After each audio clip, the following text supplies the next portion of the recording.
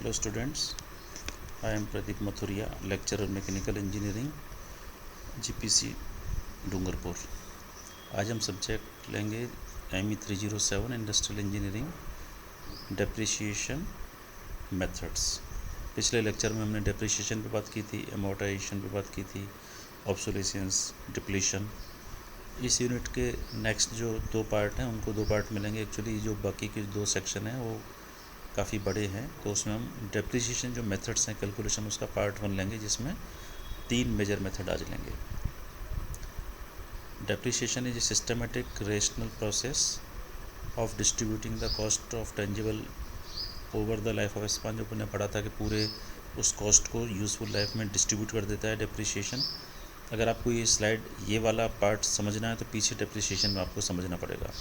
It is a process of allocating cost, जिसमें cost allocate करने के लिए हम परचेज प्राइस में से सैल्वेज वैल्यू जो बाद में जो बचता है, जैसे 10,000 का मोबाइल लिया, 5 साल बाद उसकी कीमत 2,000 रह गई, तो 2,000 सैल्वेज वैल्यू कहलाएगी। एक्विजिशन प्राइस उसकी परचेज प्राइस होगी। डेप्रिसिएशन के मेथड्स हैं अलग अलग, unit production, sum of years, declining balance, straight line. तो हम इसमें से आज कुछ मेथड आज लेते हैं। reducing balance method, straight line method, sum of the years digit method, machine hour rate method, sinking fund, annuity method, insurance policy method, revolution method, straight line method। ये सबसे simplest method है जो generally use होता था। straight line method is the simplest method of the depreciation in which every year a fixed amount is written off as depreciation from the value of asset। इस method में ये सबसे simple method है जिसके अंदर एक फ़िक्स अमाउंट होता है जो उसके यूजफुल ईयर्स में एवरी ईयर के लिए लिख दिया जाता है। This amount is arrived by dividing the original cost less the estimated salvage value if any of the asset by the number of years of its estimated life. जो भी purchase price है उसमें से उसकी 10 साल, 5 साल, 8 साल, 20 साल बाद जो प्राइस बचेगी सैल्वेज वैल्यू, उसको माइनस कर दीजिए और उस डिफरेंस को डिवाइड कर दीजिए नंबर ऑफ ईयर्स से। Let us understand the same with example. Straight line depreciation, purchase price of asset minus approximate salvage value divided by estimated useful life of asset. Suppose machine cost rupees 1 lakh and has an estimated useful life of 8 years and salvage value is 20,000 rupees। 1 lakh की machine खरीदी, 8 साल उसकी life मानी और 8 साल बाद वो 20,000 रुपये की रह जाती है माना कि। तो in this following straight line method में क्या करेंगे, और इसको फिक्स्ड इंस्टॉलमेंट मेथड भी कहते हैं। एग्जाम में कभी स्ट्रेट लाइन आ सकता है, फिक्स्ड इंस्टॉलमेंट मेथड भी आ सकता है। तो ध्यान रखिएगा इस बात का कि फिक्स्ड इंस्टॉलमेंट मेथड या स्ट्रेट लाइन मेथड एक ही होता है। इसको डेप्रिसिएशन कैलकुलेट करने के लिए depreciation is equal to cost minus estimated salvage value divided by estimated useful life. 1 lakh minus 20,000 divide by 8, 10,000 आया। So the machine will be depreciated as shown in the table. अब आप देखिए 10,000 डिफरेंस आया, ये depreciation rate हो गया। ये पहला मेथड हो गया, हमने रेट निकाल लिया कि 8 साल तक 10,000 रुपये हम प्रॉफिट लेस दिखाएंगे प्रॉफिट शीट के अंदर, या इस अमाउंट को सेपरेट रख देंगे। ये उस शीट में एंटर नहीं होगा, ये कोई इनकम नहीं है, ये एक तरह का लॉस हो रहा है हर साल का। अब यहाँ देखिए 1 लाख की मशीन, 10,000 डेप्रिशिएशन, 90,000 रह गया। सेकेंड ईयर में 90,000 की मशीन थी, फिर 10,000 की डेप्रिसिएशन, 80,000 रह गई। यहाँ इस डेप्रिसिएशन कॉलम में फिक्स हो गया 10,000 रुपये। यहाँ कॉस्ट कम होती जा रही है मशीन की। यहाँ मान लो 1 लाख की मोटरसाइकिल है, अगले साल 90 की रह गई, फिर 80 की रह गई, फिर 70 की रह गई, 60 की रह गई, 50 की रह गई, 40 की रह गई, 30 की रह गई, और लास्ट वैल्यू उसकी 20,000 रुपये जो अपने सैल्वेज वैल्यू निकाली थी वो रह गई। तो 20,000 रुपये ये और 80,000 रुपये अपन ने ये कम कर लिए। तो इस तरीके से डेप्रिसिएशन काम करता है।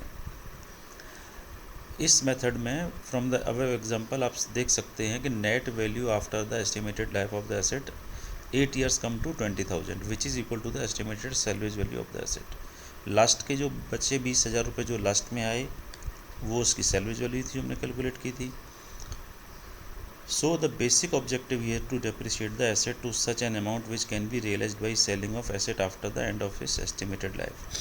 तो ये डेप्रिसिएशन एसेट इस तरीके से कैलकुलेट किया गया है इसका डेप्रिसिएशन कि लास्ट ईयर के अंदर हम उसको बेच देंगे और 20,000 रुपये हमारे पास आ जाएंगे।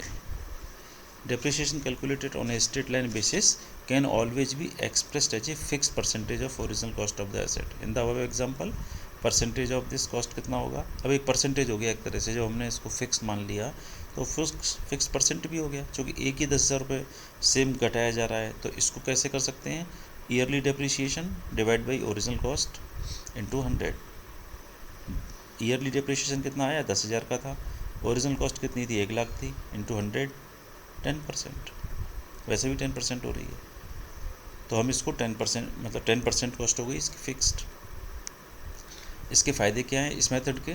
This is the simplest method of depreciation and the calculation is easiest of all other methods.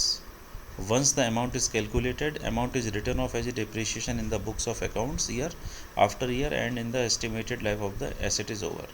सबसे साधारण मेथड है, कैलकुलेशन भी ईजीएस्ट है। जब एक बार अमाउंट निकाल लिया जाता है तब इसको बुक में अकाउंट ईयर में हर साल 10 साल लिखते जाते हैं, जब तक कि उसकी लाइफ अपन ने उस इक्विपमेंट की या मशीन की या व्हीकल की लाइफ जब तक मानी है।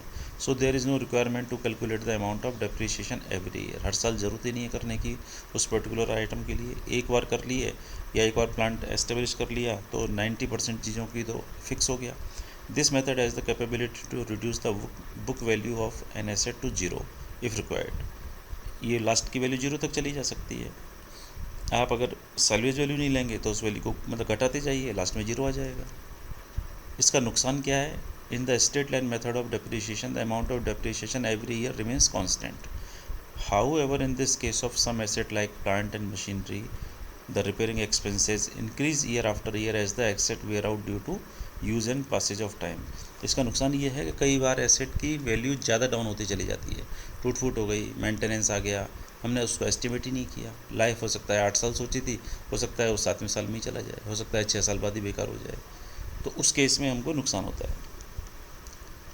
डिसएडवांटेज और दूसरे क्या है? As a result of the total charge to revenue will go on increasing after the year. हर साल दर साल ये वैल्यू बढ़ती जाएगी रेवेन्यू की। Hence this method is not suitable for wearing asset like motor vehicle, plant machinery. जो टूट फूट वाले होते हैं उनमें ये मेथड फिट नहीं होता, क्योंकि अगर वो चीज़ जल्दी ख़राब हो गई तो लोड बहुत बढ़ जाता है। If there are any addition to the main asset then the calculation for depreciation made earlier will not be valid any more. Fresh calculation, अब आपने मान लीजिए गाड़ी का किसी व्हीकल का लाइफ माना 10 साल, और 10 साल बाद आपको लगा कि गाड़ी बहुत अच्छी चल रही है, आपने 8वें साल में चेसिस में कुछ एक्स्ट्रा अटैचमेंट करा लिए खर्च करके, अब वो चीज़ तो आगे 5 साल फिर तैयार हो गई, तो आपकी कैलकुलेशन सारी गड़बड़ा जाएंगी। आपने मशीन में कोई अटैचमेंट अच्छा लगवा लिया और लाइफ उसकी बढ़ गई, या कोई नुकसान होने से लाइफ कम हो गई, तो ये एक्सपेक्टेंसी से रिकैलकुलेट करना पड़ता है डेप्रिसिएशन को।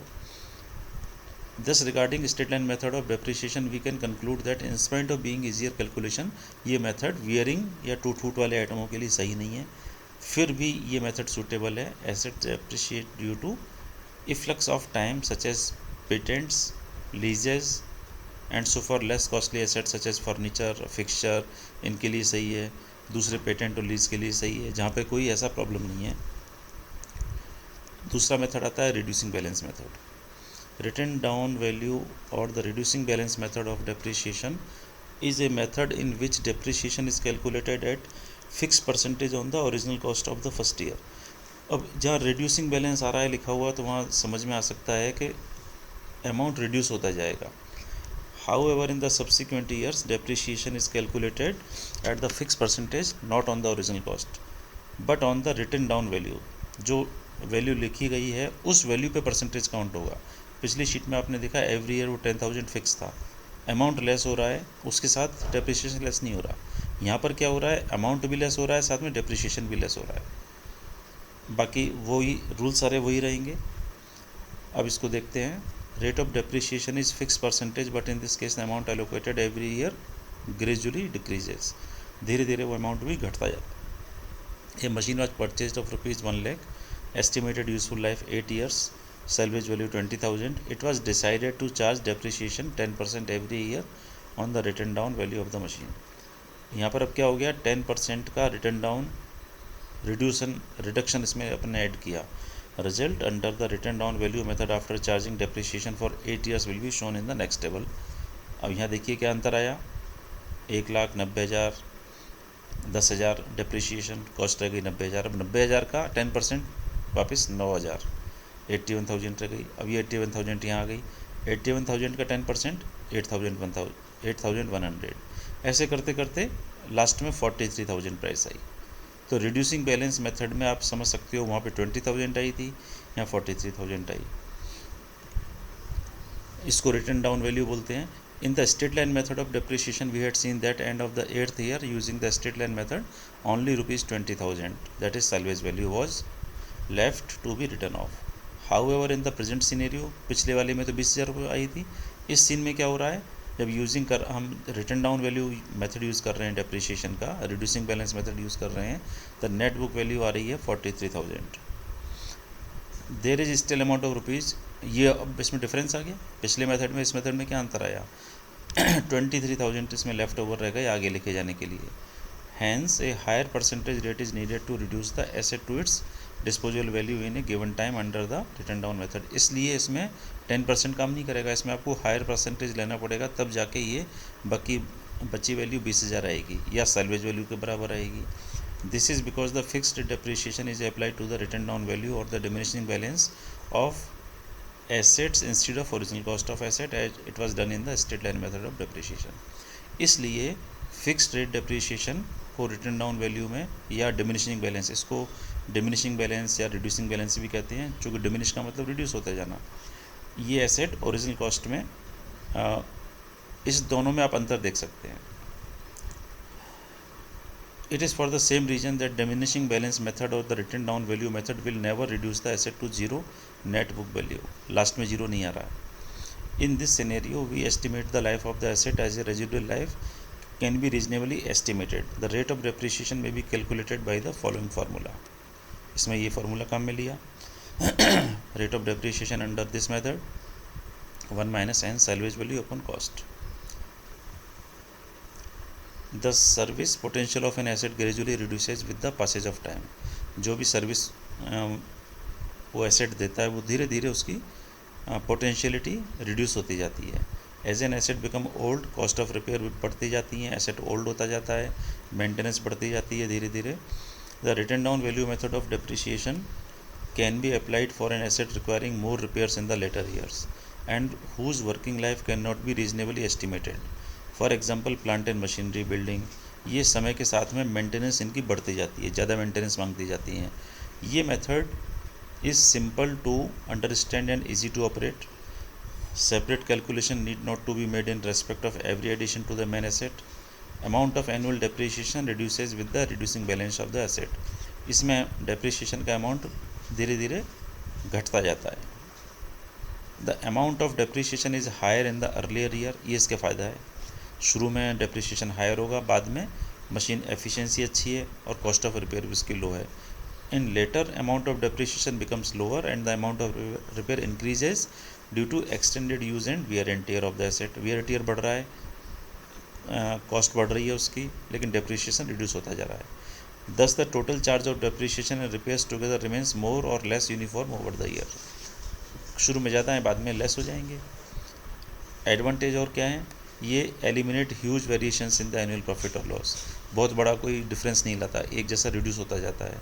This method takes care of obsolescence problem related to the asset in the major part of depreciation is charge in the earlier years.